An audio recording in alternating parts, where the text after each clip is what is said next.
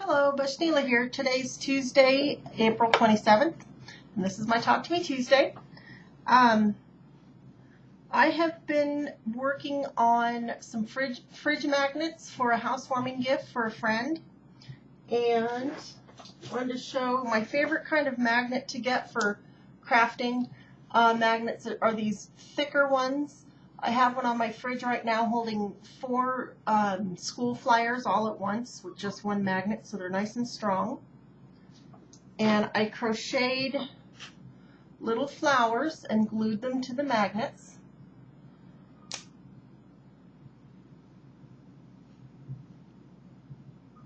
I made 6 altogether.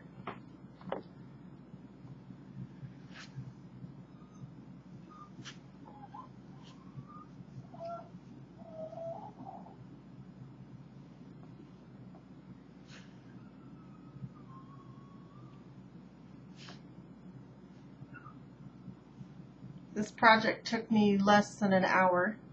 I used one of Archer Penn's favorite crafting tools, E6000 glue. Went out and bought some after I saw her talk about it on her Talk to Me Tuesday, and I like it. It's thick like hot glue, but it's not hot. It takes a little bit to dry. Well, these are pretty much dry, and it's been a couple hours. Let's see what else. Oh, I said that I would talk about how to make your own light box out of 2 household items. So I think I'll go ahead and talk about that now. The 2 household items are a clear casserole dish.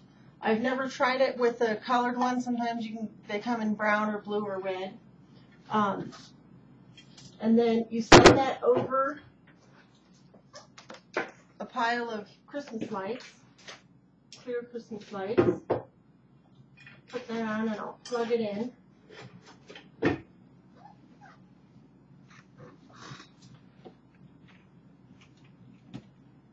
You just leave the plug end coming out from underneath the casserole dish. And there you have it. Then you can lay whatever you're tracing. This here is a free envelope template that I printed from the internet. You cut out on the solid lines and you fold on the dotted lines and glue, and it tells you which flaps to do first. Lay that on there. This is cardstock, thick cardstock. It's even bright enough to shine through that. So like with this, I will take a ruler and just so my lines are straight, and it's bright enough to shine through, and I can trace onto cardstock even, so that works really good. You can always use a window, but I found with the window, if you're crafting at night, that doesn't work, and it can make your arms tired if you have a real detailed design that you're tracing. So I thought I'd share that.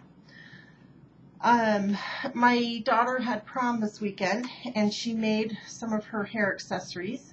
She quilled these flowers, a blue one, an orange one, and a pink one, glued to bobby pins, and they were stuck into the back of her hair, and in amongst those were several of these sparkly, diamondy bobby pin rhinestones.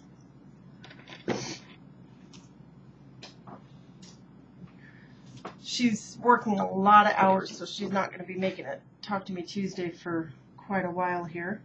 My 13-year-old daughter loves to use this knitting loom. It's a handmade knitting loom that my other daughter got at a camp somewhere. These are cotter pins. Cotter pins you get at the hardware store, and then I'm sure this is just square dowels or what have you. It's a frame glued together, a tack on either end. And if you get a double knit product because of the 2 rows of needles.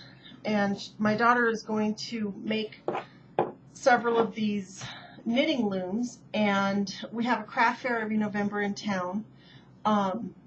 And you can, a lot of times there's a kids activity there for the younger kids to do. A lot of times the moms have booths there, and it helps keeps the kids busy, or moms that are shopping, their kids have something to do that's inexpensive. So she was thinking of offering a little class in loom knitting.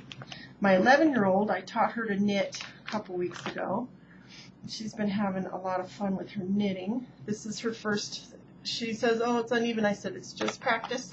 It's your first project, and it's, you know, it's just for learning." But she is getting a lot more consistent and even. She really enjoys that. Sometimes she'll come straight home from school and want to knit.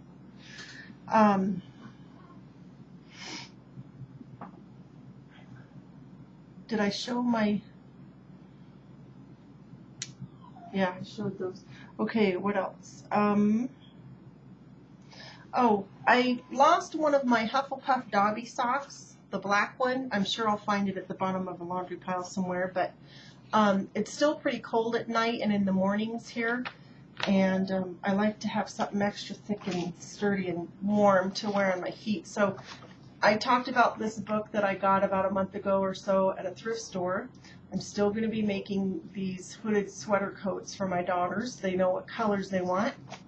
Now it's just a matter of getting the yarn. But quickly I'm making these slippers. They have a real thick sole. The bottom, you make the sole separately. The back and sides is another piece, and then the vamp is another piece. And I just can't believe how quickly they're working up. And I'm making them in black and red because I have a bunch of that yarn from my Twilight Afghan, which is unholed, but that's the yarn that I'm using, my Red Heart black and red yarn. Let's see what time looks like. I think I've got a few minutes. Sisterhood of the Traveling Project, still putting strips together. I will have it completed by a week from today, so that my Talk to Me Tuesday on May 4th, I believe is the date, I will show the finished Sisterhood of the Traveling Project blanket.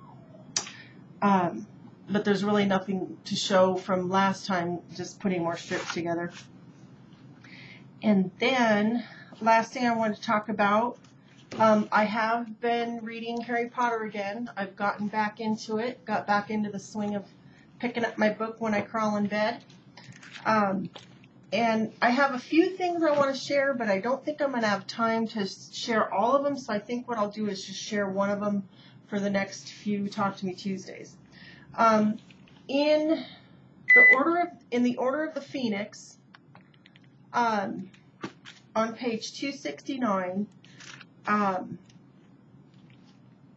Harry had been in detention with Mrs. Umbridge, and she was just doing that horrible, torturous thing to him there in detention. I'll read here this part that just kind of struck me. Let's see. "At least it's only lines," said Hermione consolingly, as Harry sank back onto his bench and looked down at his steak and kidney pie, which he no longer fancied very much. "It's not as if it's a dreadful punishment, really." Harry opened his mouth, closed it again, and nodded. He was not really sure why he was not telling Ron and Hermione exactly what was happening in Umbridge's room. He only knew that he did not want to see their looks of horror. That would make the whole thing seem worse and therefore more difficult to face. He also felt dimly that this was between himself and Umbridge, a private battle of wills, and he was not going to give her the satisfaction of hearing that he had complained about it. When I read that, it just reminded me of, we all have little nightmares that we have to live through in our lives, and there's just this private inner emotional experience that we have that we just can't always share with somebody, and it just makes it a lonely process to go through, and it made me think of that. And like I said before, I love when authors can reach that part of us in their writing and just put that much more depth into the story when it reaches into the inner part of you. You know, I really consider that to be really good writing. And I'm out of time, so have a great week, and I will see you in a week with the finished Sisterhood of the Traveling Project blanket. Okay, bye-bye.